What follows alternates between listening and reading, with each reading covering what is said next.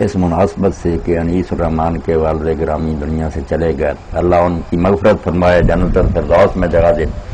مگر ایک بات جو میں اپنے لیے بھی اور آپ سب لوگوں کے لیے بطور تذکیر عرض کرنا چاہتا ہوں کہ والد کے جانے کے بعد ایک شے کا دھیان ضرور رکھنا چاہیے۔ جب جنگ احد ہوئی تو اس دن صبح کے وقت حضرت عبداللہ،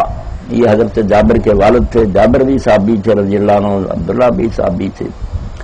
تو حضرت عبداللہ نے حضرت جابر کو بلایا اور کہا بیٹا میں دنیا سے جا رہا ہوں، میں نے اپنے رب سے بہت دعائیں کی ہیں کہ اللہ مجھے شہادت نصیب کرے، اور مجھے یقین ہے کہ آج جو لوگ پہلی صف میں شہید ہو جائیں گے نا، میں بھی انشاءاللہ ان میں شہید ہو جاؤں گا، تو بیٹا دنیا سے جاتے ہوئے میرے دل پر کوئی بوجھ نہیں ہے، میں خوشی سے جا رہا ہوں، مگر ایک بات کی ضمانت میں تجھ سے چاہتا ہوں کہ میری 9 بیٹیاں اور تو ایک بیٹا ہے، میں صرف یہ چاہتا ہوں کہ میرے بعد بیٹیوں کو یہ محسوس نہیں ہونا چاہیے کہ یہ گھر وہ نہیں رہا، باپ کے بعد میں یہ تو دروازہ بدل گیا، وہ سلوک ہم سے نہیں ہوتا جو باپ کی زندگی میں، یہ مجھے تسلی دے، ورنہ دنیا میں شوق سے چھوڑ رہا ہوں، میں خود دعائیں مانگتا ہوں، شاید تو میرا مطلوب تھا۔ حضرت جابر نے کہا ابا جی آپ بے فکر جائیں، یہ بہنیں محسوس نہیں کریں گی کہ باپ نہیں رہا، کمی نہیں محسوس کریں۔ اب حضرت جابر رضی اللہ نے شادی کر لی، صحیح بخاری میں یہ واقعہ ہمارے لیے اللہ کے رسول نے اور آپ کے ساتھیوں نے جو نمونے چھوڑے ہم اپنے سامنے رکھیں تو یہ زندگی بھی جنت بند ہے، آگے تو ہے یہاں بھی سکون ہو، امن ہو، خوشی ہو۔ شادی انہوں نے ایک بیوہ عورت سے کی، حالانکہ زمین تھی، باغ تھے۔ ایک موقع پر رسول کریم علیہ السلام نے پوچھا کہ جابر تم نے شادی کر لی؟ تو فرمایا ہاں اللہ کے رسول شادی کر لی۔ تو آپ نے فرمایا کنواری عورت سے شادی کیا یہ بیوہ سے؟ انہوں نے کہا نہیں سید ہے، شادی شدہ ہے، پہلے بیوہ ہے۔ تو رسول کریم علیہ السلام نے فرمایا جابر تم اپنے باپ کے ایک ہی بیٹے تھے، جائیداد بھی تھی، تم کسی کنواری عورت سے شادی کرتے تمہارے دن کچھ ہنسی خوشی گزرتے۔ انہوں نے یہ واقعہ سنایا کہ ابا جی نے شہادت کے موقع پر اللہ کے رسول یہ بات کہی، تو میں نے سوچا کہ میں اگر اپنی خواہشیں پوری کروں، اپنی امنگوں کو پورا کروں، اپنے جیسی کو لے آؤں تو ہم اپنی رنگ رلیوں میں گم ہو جائیں گے، یہ بچیاں بیچاریاں ان کو کون پوچھے گا؟ اس لیے میں نے اپنی جو تھی نا امنگیں اور خواہشیں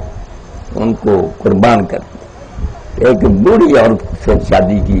کہ ماں بن کر میری بہنوں کو سنبھالے۔ آپ ترمذی شریف میں دیکھیں اللہ کے رسول کو ان کی یہ بات اتنی پسند آئی کہ حضور نے ایک ہی لمحہ 27 مرتبہ یہ کہا کہ اللہ جابر کو بخش لے۔ بڑی بات ہے کہ اس نے اپنی بہنوں کی خاطر اپنی جوانی جو تھی نا وہ ذبح کر سارے اپنے شوق ختم کر دیے،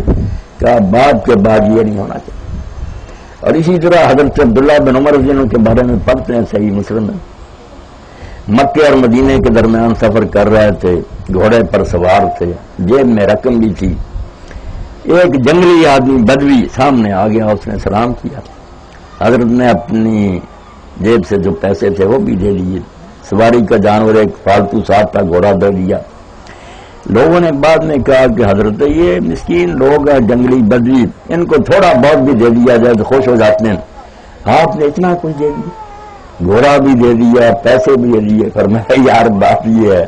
کہ میں نے اللہ کے رسول علیہ السلام سے سنا تھا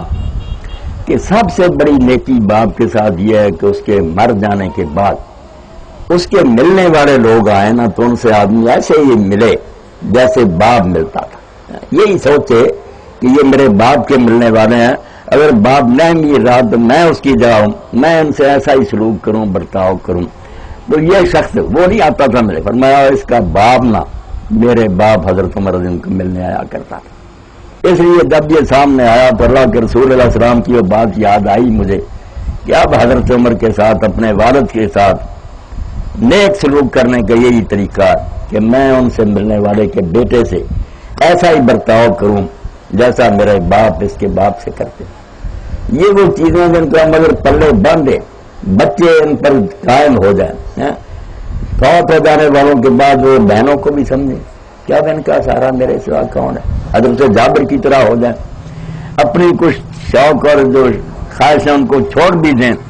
مگر باپ کی روح کو ٹھنڈا کریں، اس کو یہ ہے نا گرم ہوا نہ پہنچے کہ میرے باپ یار میری بیٹیاں تو اڑ گئی، کسی نے ان کو پوچھا ہی، ایسا نہیں ہونا چاہیے۔ اور جب ہم اللہ کے رسول علیہ السلام کو دیکھتے ہیں، یہ ساری دنیا میں دعائی مچی ہوئی ہے کہ مسلمان جو ہے نا یہ عورتوں کے حقوق کا خیال نہیں رکھتے، حالانکہ اس سے بڑا بہتان کوئی نہیں۔ یہ وہ لوگ کہتے ہیں جہاں ہر 4 منٹ کے بعد ایک زنا بالجبر ہو رہا، اور یہاں ریپ ہو رہے ہیں، حرامی بچوں سے یونیورسٹیاں اور کالج بھرے ہوئے، باپ کو ہی لوگ جانتے ہیں، وہ حرامی ہمیں بدنام کر رہے ہیں کہ یہ عورتوں کو نہیں اچھا جانتے۔ ٹھیک ہے، کچھ بیوقوف لوگ جو دین سے دور ہو گئے ہیں، ہندوانہ تہذیب کے زیر اثر، وہ سمجھتے ہیں یہ پاؤں کی جوتی ہے۔ ایسے احمد بھی ہیں کہ عورت کیا پاؤں کی جوتی، اور اللہ کے بندو یہ ہار ہے دین کا۔ دین میں تو یہ ہے کہ اگر وہ ماں ہے تو اللہ کے رسول اللہ علیہ السلام نے فرمایا جنت ماں کے قدموں کے نیچے ہے۔ آنکھ نازت بر وجود کائنات ذکر فرمود باقی وہ سرا۔ اللہ کے رسول نے جہاں نماز کا کہا کہ یہ مجھے پیاری ہے، وہی ذکر کیا کہ یہ مائیں بہنیں بھی مجھے اسی طرح اللہ نے پیاری بنائی۔ ان کا تھوڑا فرمایا ماں ہے تو جنت اس کے قدموں تلے ہے، اور اگر بیٹی ہے تو فرمایا 3 بیٹیاں جس کے ہو گئیں کننا لو سترا من النار، وہ برا نہ منائے، یہ دوزخ سے اس کے لیے پردہ بن گیا۔ اب جہنم میں جانے سے یہ بچیاں اس کو بچا لیں گی۔ لوگوں نے پوچھا اللہ کے رسول 2 ہی؟ فرمایا ہاں 2 کا بھی یاد۔ پھر فرمایا اگر بیوی ہے